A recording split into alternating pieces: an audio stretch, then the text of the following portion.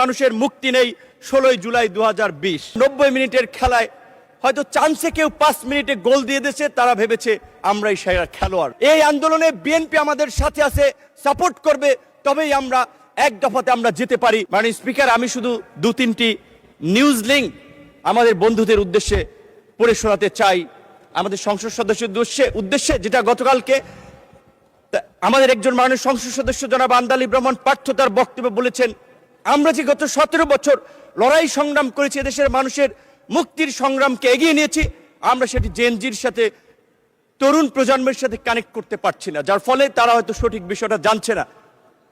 2020 সালে দীর্ঘ 28 বছর পর অনুষ্ঠিত ঢাকা বিশ্ববিদ্যালয়ের ডাকসু নির্বাচনের ভিপি নির্বাচিত হয়ে ওই ডাকসুর কক্ষে বসেই সাক্ষাৎকারে বলেছিলাম, সরকারের পতন ছাড়া দেশের মানুষের মুক্তি নেই 16 জুলাই 2020। মাননীয় স্পিকার, জুলাইয়ের 26শে জুলাই 2024 বাংলা ট্রিবিউনের একটি নিউজ, সেখানে লেখা আছে, আন্দোলনকারীদের দাবি দেওয়া লিখে দিয়েছিলেন নূর।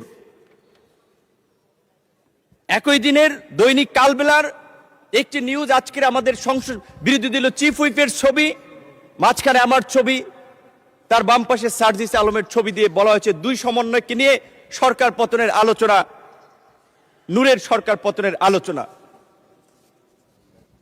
বাংলা বিডি নিউজ 24.com 26শে জুলাই, সেতু ভবনের নাশকতা, নূর কারাগারে রিমান্ডে নির্যাতনের অভিযোগ, আন্দোলনকারীদের 8 দফা কর্মসূচি নুরুল হক নূর লিখে দিয়েছিলেন বলে তথ্য রয়েছে ডিবি তদন্ত কর্মকর্তা।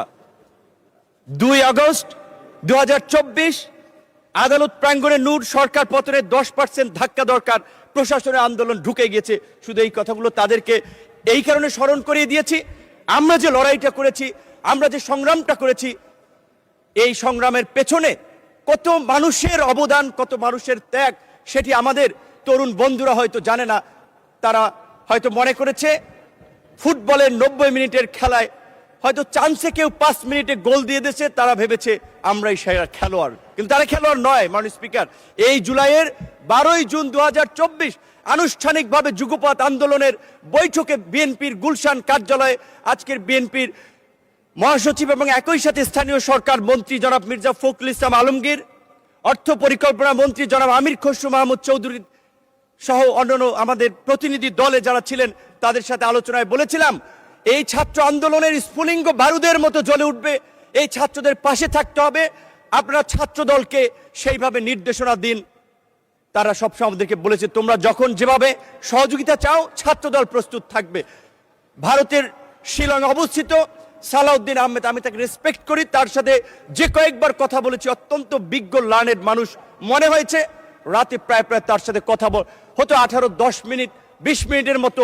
তিনি দেশ, জাতি, তরুণ প্রজন্মের দায়িত্ব নিয়ে কথা বলতেন। ঢাকা বিশ্ববিদ্যালয়, একই বিশ্ববিদ্যালয়, আপনিও একই হলের, সেও সিনিয়র, সেই সুবাদে তার কাছ থেকে পরামর্শ নিতাম। আনুষ্ঠানিকভাবে 31টি দলকে নিয়ে সরকার ও শাসন ব্যবস্থা